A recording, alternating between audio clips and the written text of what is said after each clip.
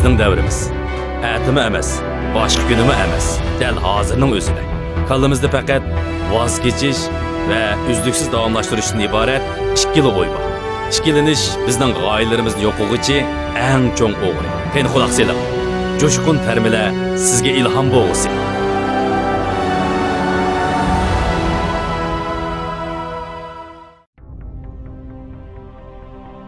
İki belican üzüp ketayotganda yana bir tal qeyri beliq kelib ularga bosh lingishtirib turib, ulardan xayrlik etgan yigitlar, "Su qandaqroq ekan?" deb so'rabdi. Belijanlar yana birdam uzgandan keyin orasidagi biri zodil taqat qilolmay hamroyiga, "Su degan qandaq nima u?" deb aytibdi. Bu hikoyaning muhim nuqtasi shuki, odatda ko'zimizga cheliqib turgan eng aqalli reallik va haqiqatlarni tushunish va bayqash eng tezki to'xtaydi. Bu nəhayət addi bir hukm. Lekin əməliyyatda gündəlik turmuşimizda addi hukmlar xuddi hayatımızga o'xshashla muhim bo'lishi mumkin. Sizlardek maktab bitirish oldidagi o'quvchilar nemining atdigan turib, kashf etib, turmush halakchiligida o'tib ketish ekanligini bilmaysizlar.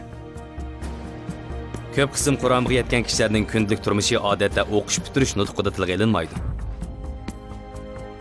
Zerikishlik xizmat, ilojsizlik va o'ngsizliklar shundaq. Tövəndə oturğan ata-analar və çoğlar mening hamda nemi to'g'risi so'zlaydiganligimni cho'qim bilib bo'ldinglar.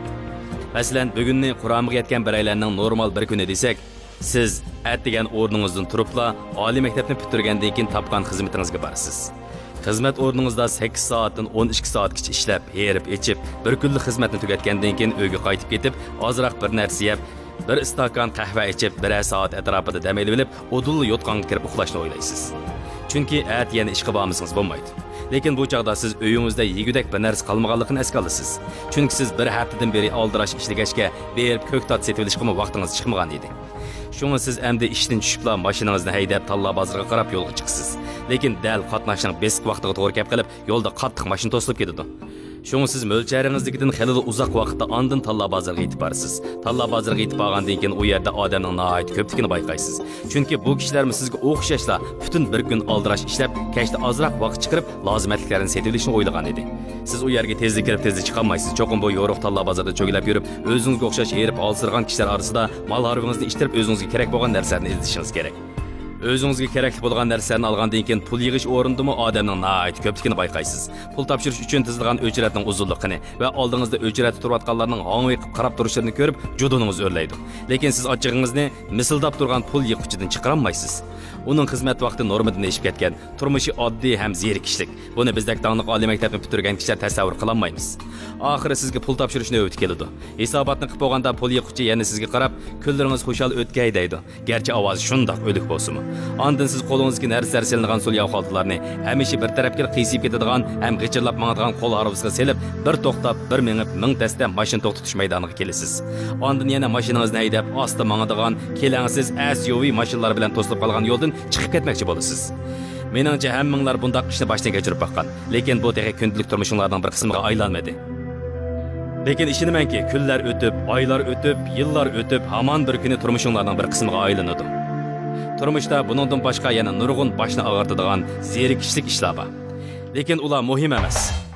Muhimi xalq odamni bezor qiladigan ushshaq-tushshak ishlar. Mana endi bizning tanlaydigan vaqtimiz bo'ldi. Chunki mashina to'silish va uzun o'chrat bizga o'ylangudek vaqt chiqarib berdi.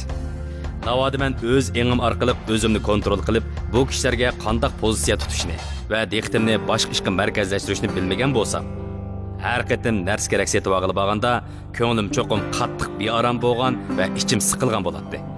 Chunki mening biologik funksiyarim barliq ishlarda o'zimni markaz qilishim kerakligini, qo'rsig'imning ichib ketganini, erib ketganligimni va uyga qaytishning eng muhim ekanligini men to'xtamasdan eslatib turardi. Shuning bilan men uchratgan barliq kishilarni o'zimga nisbatan bir to'salg'u deb o'ylaydim. Ham ichimda bular qanchalik nimalar edi? Qara, ularning asnayotgan, ang vaqtlarcha qarab turgan turqiga zodli odam siyaqi yo'qkan bularning. Ham shundoq adabsiz, safosiz, o'chrat turib ullik ovozda telefonda so'zlashgan, mushundaq nimalarga uchrab nasbasqinni qara meni deb o'ylaydim. Agar biz Talla bozorda yoki mashina haydayotgan yo'lda bundaq o'ylagan bo'lsak, hech qis yo'q. Chunki nurg'un kishi mana shundoq o'ylaydi. Bundaq o'ylash nihoyat oson. Chunki bu kishilarda bo'ladigan tabiiy inkas. Buni tanlash degil bo'lmaydi. Tabiiy inkasim meni kishilarga ilojsizlik va bizar bo'lish nazarda qaratqizdi. men tabiatim tüpeyli аңсыз alda özümni merkez qilib olgan chig'imda mening ehtiyojim va to'yg'im mutlaq ustunlikni egallaydi. Lekin amaliyotda bu ishlarni boshqacha o'ylashga va ularga boshqacha ko'z qarashda qarashga bo'ladi. Masalan, qatnash to'silgan chog'dagi oldimizda to'xtagan mashinalarning egillari balkim burun eg'ir qatnash hodisasiga yo'liqqan bo'lishi mumkin. Shuning bilan ular mashina haydashdan qo'rqib ketgan bo'lsa, psixik doktori ularga ham cho'ng, ham eg'ir SUV mashina setish taklifini bergan. Shu orqali ularga bexatarlik tuyg'usini his qildirishni o'ylagan bo'lishi mumkin.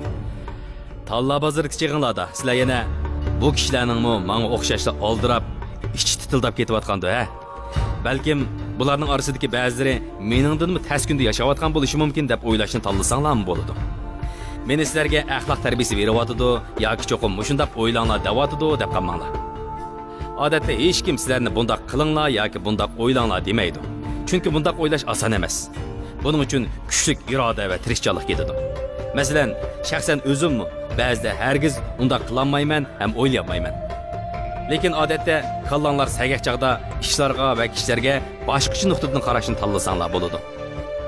Ko'zlarini nursiz, keniq girim qilib olgan, o'chirib turib bolasini tillayotgan bu semiz xonim balkim odatda bundaq emas bo'lishi mumkin. Balkim u uda 3 kun tuzuk uxlamay, kasal azobida qiynalib erining holidan xabar olgan bo'lishi mumkin. Yoki u qatnash organlarida ozg'ina muoshq ishlaydigan xizmatchi bo'lsa, balkim to'nog'in xizmat ishning o'rnida biror hodisani bartaraf qilib charchagan bo'lishi mumkin. Amaliyotda undaq bo'lmasligi mumkin. Lekin undaq bo'lishini tamoman mumkin emas degili bo'lmaydi. Qandaq o'ylash yana o'zingizlarga bog'liq.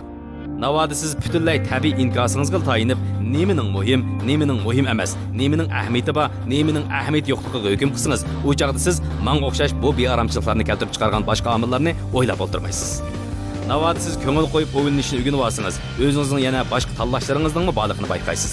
U chaqda dozoqdek issiqda, qistangchilikqa to'lgan, osti mengayotgan bu o'chiratni turib, sabr qilib saqlayolgudek kuch-quvvatga ega bo'lasiz. O'chirat saqlashmi sizga nisbatan bir xil ko'ngillik ishga aylanadi. Ham qalbingizda muhabbat, do'stlik, barcha mavjudotning birdaklik tuyg'usi paydo bo'ladi. Biz bu yerdagi birdaklik tuyg'usini haqiqat deb ta'kidlamoqchi emas. Bu yerdagi birdan-bir haqiqat shuki, har bir aylan o'zini kontrol qilishga, shaylarga qanday muomala qilishni va qanday qarashni belgilashga qodir. Mana bu haqiqiy tarbiya ko'rgan bir odamning o'zini tanishishni bilganlik sababidan erishgan erkinligi. Har bir aylan аңлы holda nemining ahamiyatlik va nemining ahamiyatsiz ekanligini, ham ishlarga qanday qarashni tanlasa bo'ladi. Mana bu haqiqiy erkinlik. Mana bu bir tarbiya ko'rgan odamning qanday tafakkur qilishini bilganlik.